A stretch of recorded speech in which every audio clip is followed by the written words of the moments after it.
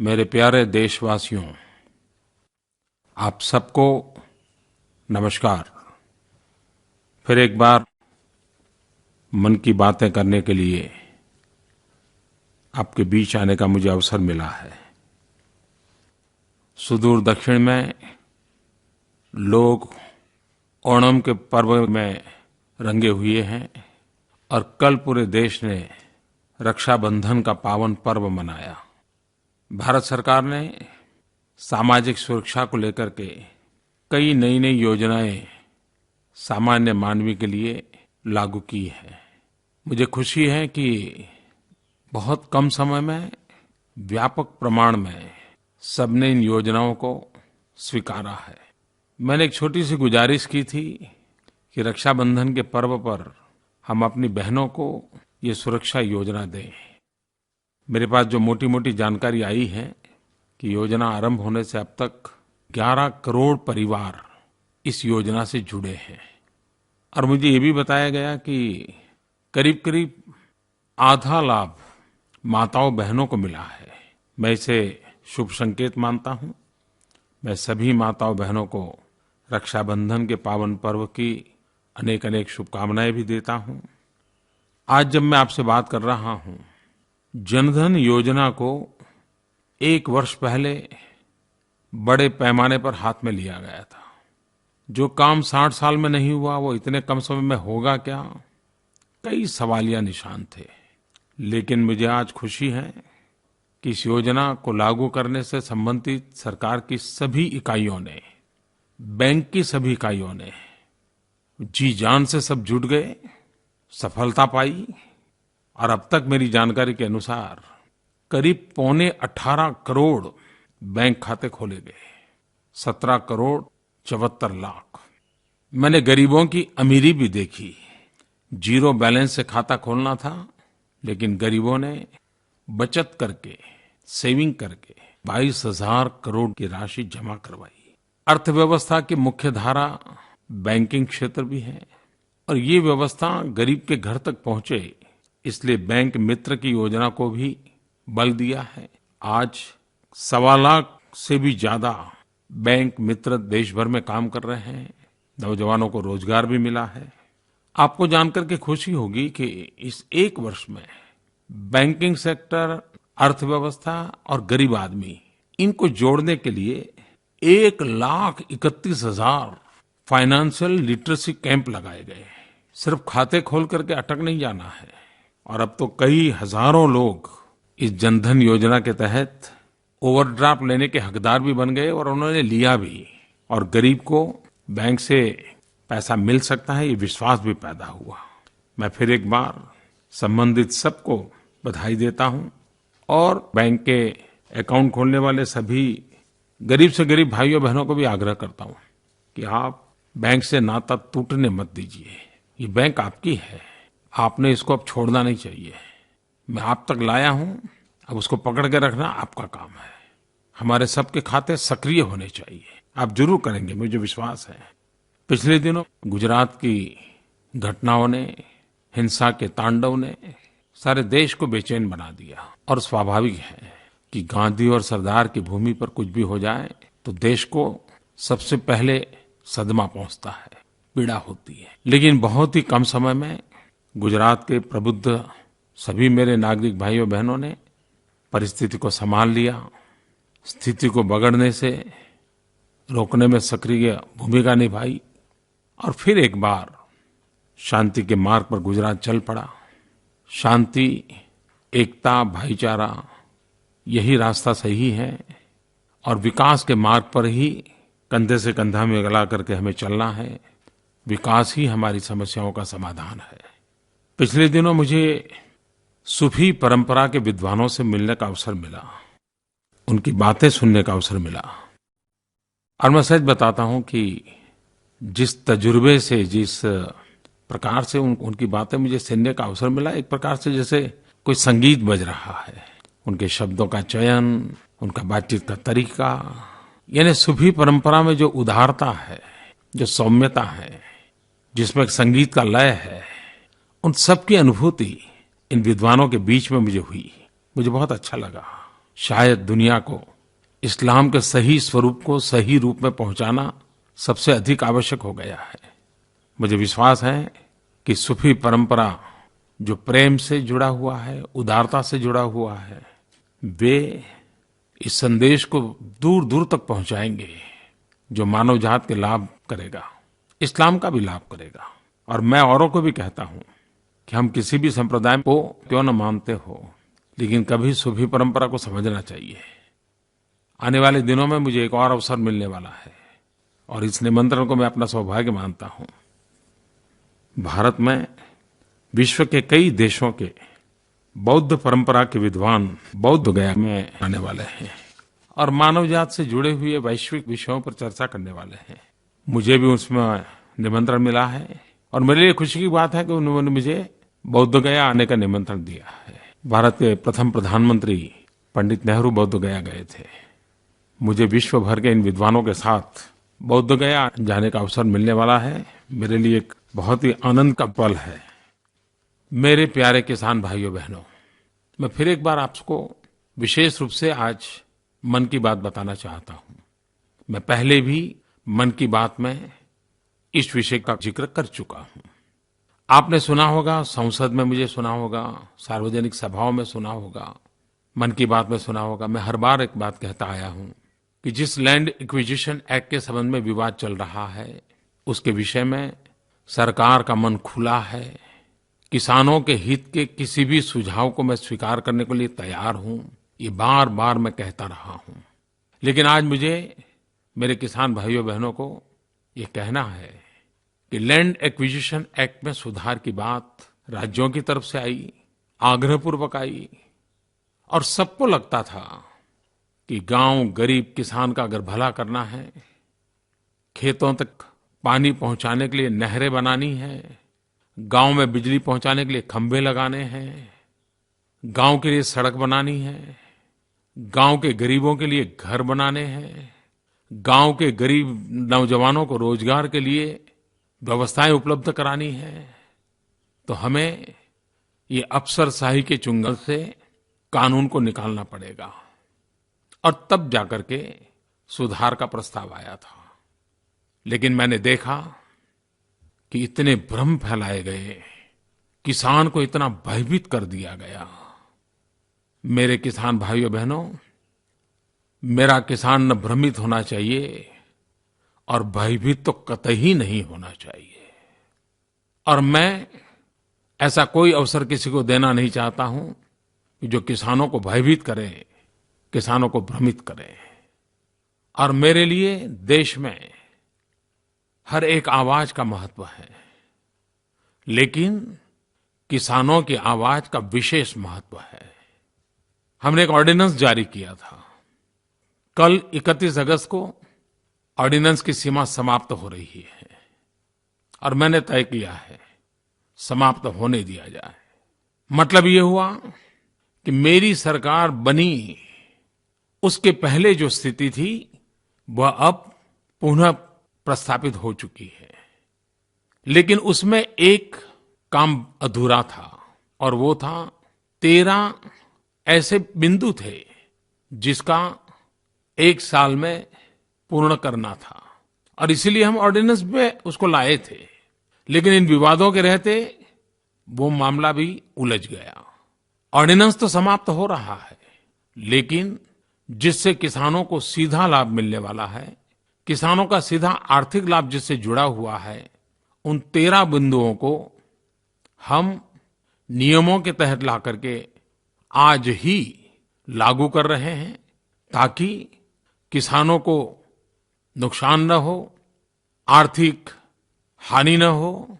और इसलिए जिन 13 बिंदुओं को लागू करना पहले के कानून में बाकी था, उसको आज हम पूरा कर रहे हैं। और मेरे किसान भाइयों बहनों को मैं विश्वास दिलाता हूं कि हमारे लिए जय जवान जय किसान ये नारा नहीं है, ये हमारा मंत्र है। गांव गरीब किसान का कल्याण।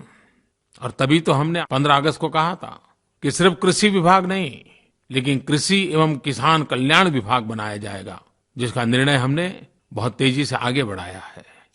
तो मेरे किसान भाइयों बहनों, अब न भ्रम का कोई कारण है और न ही कोई भयभीत करने का प्रयास करे तो आपको भयभीत होने की आवश्यकता है। मुझे एक बात और भी कहनी है कि 2 दिन पूर्व 1965 के युद्ध के 50 साल हुए और जब जब 1965 के युद्ध की बात आती है तो लाल बहादुर शास्त्री जी की याद आना बहुत स्वाभाविक है। जय जवान जय किसान मंत्र भी याद आना बहुत स्वाभाविक है। और भारत के तिरंगे झंडे को उसकी आन बान शान बनाए रखने वाले उन सभी शहीदों का स्मरण होना बहुत स्वाभाविक है। 65 के युद्ध के विजय के सभी संबंधितों को मैं प्रणाम करता हूँ, वीरों को नमन करता हूँ और ऐसे इतिहास की घटनाओं से हमें निरंतर प्रेरणा मिलती रहे।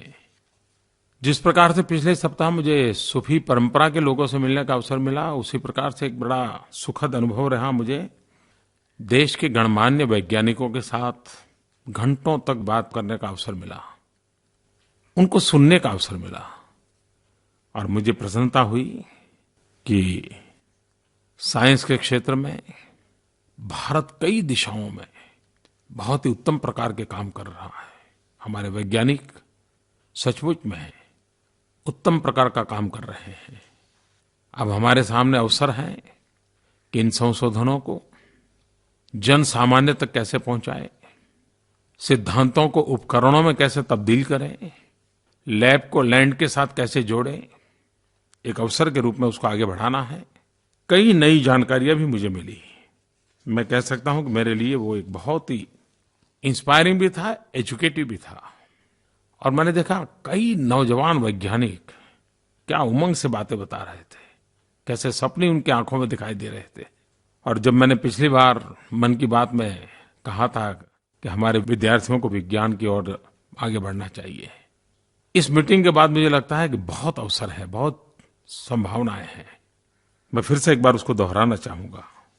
सभी नौजवान मित्र साइंस की तरफ रुचि लें, हमारे एजुकेशनल इंस्टीट्यूशंस भी विद्यार्थियों को प्रेरित करें।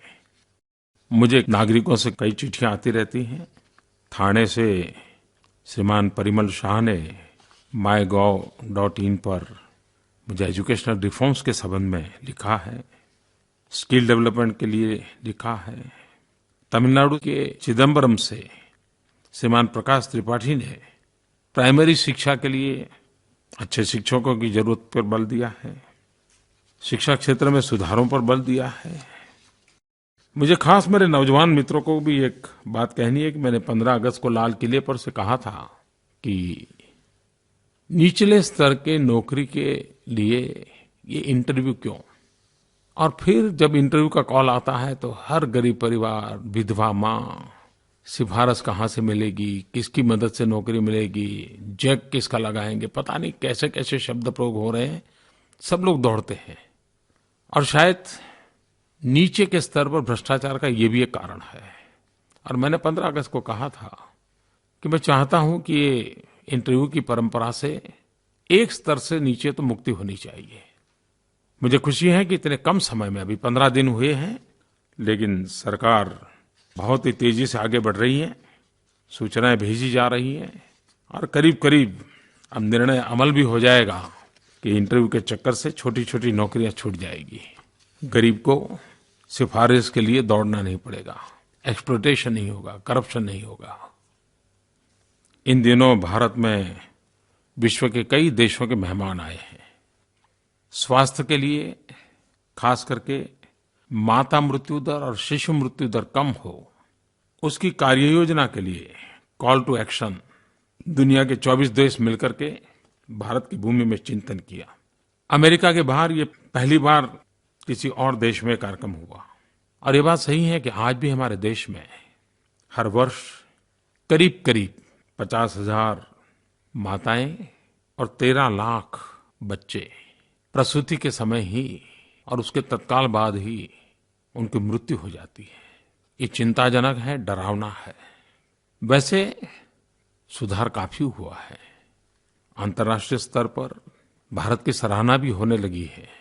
फिर भी ये आंकड़ा कम नहीं है। जैसे हम लोगों ने पोलियो से मुक्ति पाई, वैसे ही माता और शिशु के मृत्यु में टेटनस, उससे भी मुक्ति पाई। विश्व ने इसको स्वीकारा है, लेकिन हमें अभी भी हमारी माताओं को बचाना है, हमारे नवजात बच्चों को बचाना है। भाइयों बहनों, आजकल डेंगू की खबर आती रहती है। ये बात सही है कि डेंगू खतरनाक है, लेकिन उसका बचाव बहुत आसान है। और जो मैं स्वच्छ भारत की बात कर रहा हूं ना, उससे वो सीधा सीधा जुड़ा हुआ है। टीवी पर हम एडवर्टाइजमेंट देखते हैं, लेकिन हमारा ध्यान नहीं जाता है। अखबार में एडवर्टाइजमेंट छपती है, लेकिन हमारा ध्यान नहीं जाता है। घर में छोटी छोटी चीजों में सफाई, शुद्ध पानी से भी रखरखाव करने के तरीके, इन बातों में व्यापक लोक शिक्षा हो रही है, लेकिन हमारा ध्यान नहीं जाता है। और कभी कभी लगता है कि हम तो बहुत ही अच्छे घर में रहते हैं, बहुत ही बढ़िया व्यवस्था वाले हैं, और पता नहीं होता है कि हमारे यहीं कहीं पानी भरा हुआ है और कहीं हम डेंगू को निमंत्रण दे देते हैं। मैं आप सबसे यही आग्रह करूंगा कि मौत को हमने इतना सस्ता नहीं बनने देना चाहिए। जिंदगी बहुत मूल्यवान है। पानी की बेध्यानी, स्वच्छता पर उदासीनता, ये मृत्यु का कारण बन जाए, ये तो ठीक नहीं है। पूरे देश में करीब 514 केंद्रों पर डेंगू के लिए मुफ्त में जांच की सुविधाएं उपलब्ध हैं। समय से रहते ही जांच करवाना ही जीवन रक्षा के लिए उपयोगी है, और इसमें आप सबका साथ सहयोग बहुत आवश्यक है। और स्वच्छता को तो बहुत महत्व देना चाहिए। इन दिनों तो रक्षाबंधन से दिवाली तक एक प्रकार से हमारे देश में उत्सव ही उत्सव होते हैं। हमारे हर उत्सव को स्वच्छता के साथ अब क्यों न जोड़े? आप देखिए, संस्कार स्वभाव बन जाएंगे। मेरे प्यारे देशवासियों, आज मुझे एक खुशखबरी सुनानी है आपको। मैं हमेशा कहता हूं कि अब हमें देश के लिए मरने का सौभाग्य नहीं मिलेगा, लेकिन देश के लिए जीने का तो सौभाग्य मिला ही है। हमारे देश के 2 नौजवान और दोनों भाई, और वो भी मूल हमारे महाराष्ट्र के नासिक के, डॉक्टर हितेंद्र महाजन, डॉक्टर महेंद्र महाजन, लेकिन इनके दिल में भारत के आदिवासियों की सेवा करने का भाव प्रबल रहता है। इन दोनों भाइयों ने भारत का गौरव बढ़ाया है। अमेरिका में रेस अक्रॉस अमेरिका, एक साइकिल रेस होती है, बड़ी कठिन होती है, करीब 4800 किलोमीटर लंबी रेस होती है। इस वर्ष इन दोनों भाइयों ने इस रेस में विजय प्राप्त किया, भारत का सम्मान बढ़ाया। मैं इन दोनों भाइयों को बहुत बहुत शुभकामनाएं देता हूं, बहुत बहुत बधाई देता हूं, अभिनंदन करता हूं। लेकिन सबसे ज्यादा मुझे इस बात की खुशी हुई कि उनका ये सारा अभियान team India, vision for tribals, आदिवासियों के लिए कुछ कर गुजरने के इरादे से वो करते हैं। देखिए, देश को आगे बढ़ाने के लिए हर कोई कैसे अपने अपने प्रयास कर रहा है, और यही तो है, जब ऐसी घटनाएं सुनते हैं तो सीना तन जाता है। कभी कभार परसेप्शन के कारण हम हमारे युवकों के साथ घोर अन्याय कर देते हैं, और पुरानी पीढ़ी को हमेशा लगता है नई पीढ़ी को कुछ समझ नहीं है। और मैं समझता हूं ये सिलसिला तो सदियों से चला आया है। मेरा युवकों के संबंध में अनुभव अलग है। कभी कभी तो युवकों से बातें करते तो हमें भी बहुत कुछ सीखने को मिलता है। मैं कई ऐसे युवकों को मिला हूं जो कहते हैं कि भाई, मैंने तो जीवन में व्रत लिया हुआ है, संडे ऑन साइकिल। कुछ लोग कहते हैं कि मैंने तो सप्ताह में एक दिन साइकिल डे रखा हुआ है। मेरी हेल्थ के लिए भी अच्छा रहता है, एनवायरनमेंट के लिए भी अच्छा रहता है, और मुझे अपने युवा होने का बड़ा आनंद भी आता है। आजकल तो हमारे देश में भी साइकिल क्लबें कई शहरों में चलती हैं, और साइकिल को प्रमोट करने वाले लोग भी बहुत हैं। लेकिन ये पर्यावरण की रक्षा के लिए और स्वास्थ्य के सुधार के लिए अच्छे प्रयास है। और आज जब मेरे देश के 2 नौजवानों ने अमेरिका में झंडा फहरा दिया, तो भारत के युवक भी जिस दिशा में जो सोचते हैं उसका उल्लेख करना मुझे अच्छा लगा। मैं आज विशेष रूप से महाराष्ट्र सरकार को बधाई देना चाहता हूं। मुझे आनंद होता है, बाबा साहब आम्बेडकर, मुंबई की इंदू मिल की जमीन, उनका स्मारक बनाने के लिए लंबे अरसे से मामला लटका पड़ा था। महाराष्ट्र की नई सरकार ने इस काम को पूरा किया, और अब वहां बाबा साहब आम्बेडकर का भव्य दिव्य प्रेरक स्मारक बनेगा, जो हमें दलित, पीड़ित, शोषित, वंचित के लिए कार्य करने की प्रेरणा देता रहेगा। लेकिन साथ साथ लंदन में डॉक्टर बाबा साहब आम्बेडकर जहां रहते थे, 10 किंग हेनरी रोड, वह मकान भी अब खरीद लिया है। विश्व भर में सफर करने वाले भारतीय जब लंदन जाएंगे तो बाबा साहब आम्बेडकर जो स्मारक महाराष्ट्र सरकार वहाँ बनाने वाली है, वो एक हमारा प्रेरणा स्थल बनेगा। मैं महाराष्ट्र सरकार को बाबा साहब आम्बेडकर को सम्मानित करने के इन दोनों प्रयासों के लिए साधुवाद देता हूँ, उनका गौरव करता हूँ, उनका अभिनंदन करता हूँ। मेरे प्यारे भाइयों बहनों, अगली मन की बात आने से पूर्व आप अपने विचार जरूर मुझे बताइए, क्योंकि मेरा विश्वास है कि लोकतंत्र लोक भागीदारी से चलता है, जन भागीदारी से चलता है। कंधे से कंधा मिला करके ही देश आगे बढ़ सकता है। आपको बहुत बहुत शुभकामनाएं। बहुत बहुत धन्यवाद।